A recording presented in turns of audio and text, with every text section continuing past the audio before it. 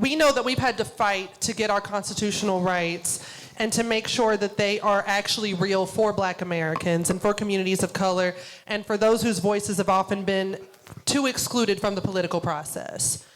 Today, those struggles continue, and the Supreme Court's decision in Callais represents another defining moment in the ongoing debate over representation, equal political opportunity, and the future of our democracy. Yet history reminds us that moments of setback have often been followed by renewed organization, coalition building, and civic participation, right? We know we're gonna fight back. And so this conversation is not just about the court decision and what has happened in the past, but it's about where we go from here and talking about the future. It's about protecting democratic participation and about ensuring that every community has an opportunity to be heard. And it's about what leadership looks like when the legal landscape changes. And so we're fortunate to be joined by extraordinary leaders whose work spans litigation, legislation, organizing, and public service. And so together they represent different but complementary approaches in advancing civil rights and democratic participation. And so in the interest of time, I'm not going to read the full bios of our panelists, but I do encourage you to look each of them up and read it. There's a long list. They've done a lot. But I encourage you to go look it up and read about their work on behalf of their communities. But we are delighted to be joined by Ashley Shelton, the founder, president, and CEO of the Power Coalition for Equity and Justice. We are joined by State Senator Royce Duplessis, attorney and lead sponsor of the Louisiana Voting Rights Act. And we are also joined by Demetria McCain, Director of Policy with the Legal Defense Fund. I'm sorry, I thought my mic went out again. I don't know what I heard. Thank you, Demetria. And then we'll also hear from Janae Nelson, the President and Director Counsel of the Legal Defense Fund, and the phenomenal Black woman who argued the Callais case in front of the Supreme Court. We'll hear from her after the panel. But I want to jump right in. And so, Ashley, I would like to start with you, if that's okay. We know that court decisions shape the legal landscape, but movements are built by people, not judges. And a recent Washington Post article said that Black communities across the South are energized and engaged after the Callais decision. What are you hearing from communities across Louisiana? I think we are absolutely seeing so much participation and engagement. Royce knows when we were at the Capitol and they were voting on this bill, because our legislature was in session when the decision came down, and then they moved a set of maps to take away our second majority minority district. And so to be clear, with Robinson versus Landry, we were able to actually gain a second majority minority district. Yes. And so for, 2 years, we've had Representative Cleo Fields in that seat. And subsequently the decision came down, and then our legislature moved really quickly. And there was a lot of subterfuge because our legislature kept saying that it's not our fault. The Supreme Court is making us do it. But what they weren't saying was that they didn't have to take away a majority minority district. They just had to draw a better map. That's all they had to do. And then our friends at the Legal Defense Fund drew like 8 different ways. Even the baby knows that's nonsense. See? Right, even the baby knows this is not right, okay? And so the Legal Defense Fund literally drew 8 different ways that we could create 2 majority-minority districts here in Louisiana. But one of the things I'm so proud of is that the people of Louisiana showed up and showed out. And so when we had the first conversation, about this map, and there was a lot of subterfuge, drama, no information about when the maps were going to be heard in committee, but it didn't matter because we worked with communities across this state from all over Louisiana, buses coming in from all over, and there were over 500 people that took over the entire Senate side at the state capitol. They didn't even have enough Senate committee rooms for all of the people to sit in. And, in that powerful moment to see the 4 Black men that have served as, congressmen in this state, in the entire history of the state of Louisiana, with the exception of the one Congressman Menard that they didn't even let actually, participate in Congress. But these were the only 4 Black men that had ever been elected to represent the state of Louisiana within our congressional delegation. And to see them sitting at that table testifying it was so powerful because you couldn't deny that you want to tell me we don't need fair representation, that we don't need the tool that is Section 2 of the Voting Rights Act to be able to make sure that I can elect a candidate of choice. And again, I'll say it again, I said it earlier, we have one of the most powerful congressional delegations in the country. We've got Johnson as the speaker. We got Scalise as the majority whip, Letlow's on appropriations, and somehow we are still winning the race to the bottom and not getting the things that we need. And so it's important to have someone that is African American, that understands what it means to live in this state as a black person. And so, and so I say all of that to say that, again, over 500 people in the Capitol on the first day the map was heard. I mean, everywhere. They were chanting in the hallways. I even teased because they got my sweet dear friend, Devontae, with the most angry face that I've ever seen him. I said, and then he literally said, well, if y'all want to paint me as an angry black man, I am angry because you're taking away my representation.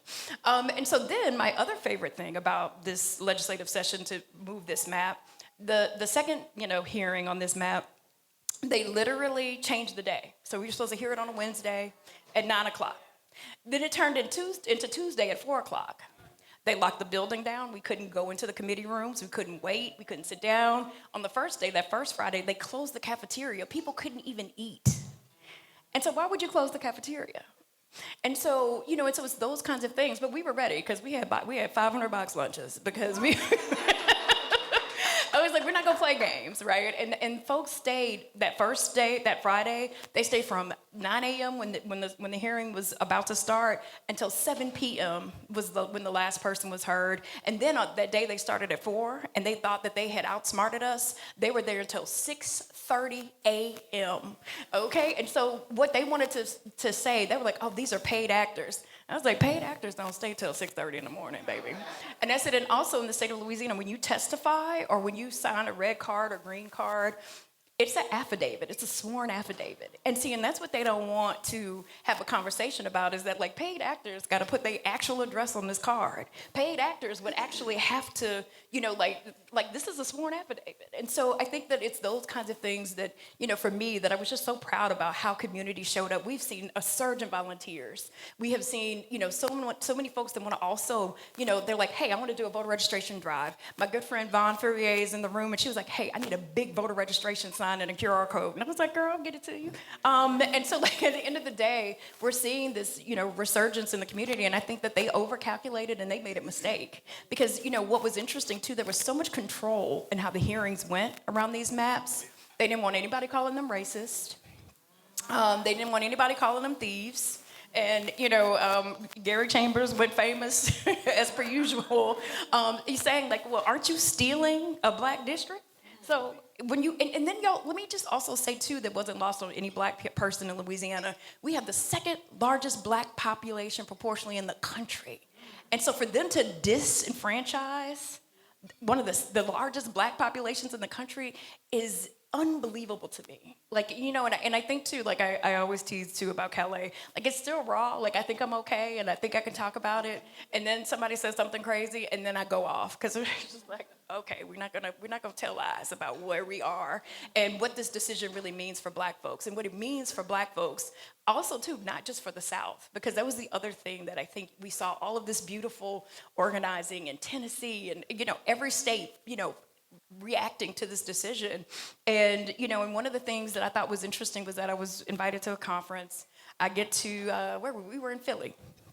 I'm like, yes, Callais happened. We're going to go to this conference. We're going to sit down. We're going to talk about how we're going to save this country. And I get there, and it's conference behavior as usual. Everybody lunching and brunching. We're talking about identity and politics and all kinds of things that I was like, well, sweetie, you can't have identity politics if your identity ain't allowed, okay? If you don't have representation of your identity in Congress, you can't, like all of these things. And I feel like when the South is on fire, people ignore us and they're like, the South is just being the South. And what I remind folks is as goes the South, goes the nation. And that it has never taken more than a year for any terrible thing that got seeded in the South to be in somebody else's community within a year. And what we're seeing with these particular sets of decisions, right, with Callais and the aftermath, is that they're moving quickly. They're canceling elections, nullifying elections that have already happened. And so there's an exponent on what usually takes a year is happening much, much faster. And if you don't think it's the playbook for 2028, from today until 2028, then you are sadly mistaken. We are seeing and they are using this decision as a proving and a testing ground for the things that they want to do. And what I love is the resistance that we're seeing coming out of the South and folks saying, like, you will not kill me and tell me I enjoyed it. Okay, like we are going to fight and we're going to stand. And I've just been so invigorated. It's the only thing that's been holding me together because otherwise I was like, I probably would have burned several bridges and a few relationships, but I was like, I've been kind and thoughtful. And then too, for the great leadership of friends like my friend right here, Senator Royce Duplessis and others that have just stood in the gap. And again, I want to remind folks, we've been fighting this fight since 2022. It's really longer than that, but we've been in either a legislative session or federal court since 2022. 21, I'm sorry, thank you, Jared. Yeah, exactly. And then we did census and redistricting before we even got to court, right? And so we've been fighting this fight for a really, really long time. And I think that people think that this April 29th was the day. And I was like, April 29th was not the day. I was like, because I was like, the cells in my body tell me. We've been working on this for a very long time. And the citizens of the state of Louisiana have taken that journey with us every single day. They have showed up and showed out. They have not missed a hearing, a road show, a committee hearing. They've missed nothing. And I think that that's what I'm accountable to. And I think that that's the thing, too, that as we think about the future, and folks are like, oh, my gosh, okay, we're going to have to think about our legal strategy, and we're going to have to think about all these things. And, again, we're going to have to abandon race, work around race. And I was like, I woke up black today. I woke up black yesterday. I've been waking up black, so I don't think I can abandon, abdicate, or work around it, okay? We're going to stand in it, and we're going to make sure that we restore our voting rights in this country, and we have an opportunity to do that in November. All right, Demetria. So while Black communities as a whole are energized following the Callais decision, we have also heard from potential voters, especially young voters, a feeling of despair and hopelessness that their vote doesn't matter. Voter apathy is at an all-time high. What would you say to those who feel discouraged and like their vote doesn't matter? Actually, I guess it depends on what corner of the world you're in, but because I'm kind of inspired by the young people too. I had an opportunity to be in Georgia not too long ago. As you might know, the day that they had the rallies in Georgia is the day that the Georgia legislature decided to not go forward, at least at that time, with the map redrawing, right? And so when I was there was a host of young people, college students who are in their 20s, speaking out and talking about some of these issues. And so I don't want to paint a whole generation as if they're apathetic, but I will say this, and this is not just young people, this is people even of my age who are feeling apathetic, and at least for me, I have a 24-year-old and 26-year-old. My 24-year-old is still in my house. Housing prices are still high. And as they say, the rent is too high. It's too much. And so you've got to make these things real to people, right? And so we work on economic justice issues, criminal legal issues, as well as education equity issues. Right now, the things that they're doing to the loans, student loans, that impacts younger people. Trust me, things that they're doing. Can you give a little rundown? What do you mean by the student loans in case people aren't familiar with what just happened? So they're putting caps on how much people can take out. They're also looking at certain careers that they think are worthy of a student loan. These are things that our teams are working on. I'm the director of policy, and so these are the kind of things that we're working on. People thought they were going to get loan forgiveness for working at a nonprofit. They're attacking that, and by attacking that, they're attacking the nonprofit sector because they don't want anybody to work for organizations like ours, okay? And so fortunately, that particular thing, that actually last week was revived and saved through litigation. Who knows where it will go, because the courts have different levels. But these are the things that impact young people. And so I always talk to people about the real things on the ground. It's like, hey, do you drink water? Water is political. It might not be something that you deal with at the federal level, but you're going to deal with it at the local level. Are you getting clean water? We do water equity work in Georgia. Is that water something that you can afford? If you can't pay the water bill, is your county going to foreclose on your home and put a lien on it? So talking to people at a very real level, no matter what age group they're in. But let me tell you, there are some younger people who are out there doing the thing. And so people are dismayed. And so I invite everybody in this audience to not just say, go vote, but talk to people about the why. Because studies have actually been done recently, in about like a year and a half or so, that younger people do not necessarily, on the whole, react to people saying your ancestors died for your vote. That doesn't work.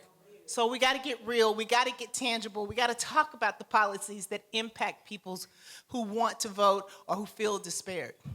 So Ashley, it wasn't just the Callais decision that we know has rocked black communities, especially I want to get local and talk specifically about New Orleans, because we saw the undoing of Calvin Duncan's election as criminal clerk of Orleans Parish, and then the sustained attacks against the city of New Orleans, and then the failure of any equity legislation to even make it out of committee, not even get to the floor for a vote, but just make it out of committee. And that includes the Louisiana Voting Rights Act and others. So how do organizers and activists transform disappointment into sustained civic engagement, which is what the senator here was talking about how you have to keep fighting? I think, one of the things that I'm, both enamored, proud, perplexed sometimes, is that, everything that we've done as an organization over the last 10 years is something that people thought couldn't be done. And I'm telling you truthfully, right? Sometimes we had to drag our friends with us. Thank God we had some good leaders that then dragged their friends with them. But it really was a fight around getting people to believe. They didn't even believe we could get a second majority minority district. And so at the end of the day, one of the things that I tell folks is that my hardest job is convincing people that we can win. And we have so many wins. Vote has re-enfranchised formerly incarcerated people. We ended non-unanimous juries. We have actually expanded voting rights in this state for the last 7 years because of the what we understand from our election protection program. It literally drives a policy agenda that then has expanded voting opportunities for everybody in our state. And so I think, for us, the answer is to continue to create a political home where people feel like they're welcome. They feel like they can get information. Another point of pride, we have sample ballots on our website. And I don't know if Carlos is in here. Carlos gives me an update. He was like, we're up to 10,000 sample ballots have been downloaded. And then he's like, Ashley, we're up to 25,000 sample ballots have been And so Carlos keeps me updated on, are people consuming the information? Do people want to know? People want to know. And so I think that, we've been doing a lot of work to just meet people where they are. And also, to listen. I think that we forget that nobody's talking to community. And so they're trying to make it. And then only see people when it's time for an election or some terrible thing is happening. And then we all got to come together and try to figure out and react to. And I was like, we got to get to some defense. I don't want to just play defense. I was like, because I'm really good at offense. And so we've been doing that work to both build and deepen the ability to do offensive work where you get to, get ahead of the terrible things that may be planned. And then also, too, being able to play defense. And so one of the things that I love about coming out of this decision and feeling really discouraged was that on May 16th, we had an election. And we had 5 constitutional amendments on the ballot. 78% of the state of Louisiana said, hell no. And it was a personal, right? It was a personal indictment to this governor and this legislature. That at the end of the day, folks are like, we're not doing this. It didn't even pass, not one of them passed in more than 2 parishes across the state, and there's 64 parishes. And so it just goes to show that, it was black voters, because again, black voters showed up more in this election than they did for the gubernatorial election in 23. And we can have a whole conversation about, well, if y'all just would have flipped that, we could have been in a better place. However, I'm gonna take it whenever I can get it. Because for 2 years, we've had these constitutional fights, and voters have stood with community and said, we don't want this. We don't want this. And so I do think that as we build community, as we continue to listen, we're solving problems in real time at both local, state and federal level at the same time that they're doing terrible things too. But I think that if you can connect the dots for folks, folks are like, oh, you can't get to young people. I was like, well, baby, all we have to do is have a conversation about childcare. And at the end of the day, I said, if you can't find a 25 to 40-year-old, they're picking their kid up from child care, and it costs $400 a week. Okay, I said, I wouldn't needed 2 jobs back in the day, but. I think that these are the real things that people are facing. We have to figure these problems out with community, thinking about fines and fees and how it keeps people trapped in an endless cycle of poverty and criminalization. Figuring out, like, how are we protecting property? How are we protecting our water? How are we prioritizing the things that people actually want in their communities? And I think that if people can see a pathway, then people will come to the table and fight. And I think that, again, we keep seeing folks turning out time and time again to do things that, literally, Governor caught on a hot mic talking to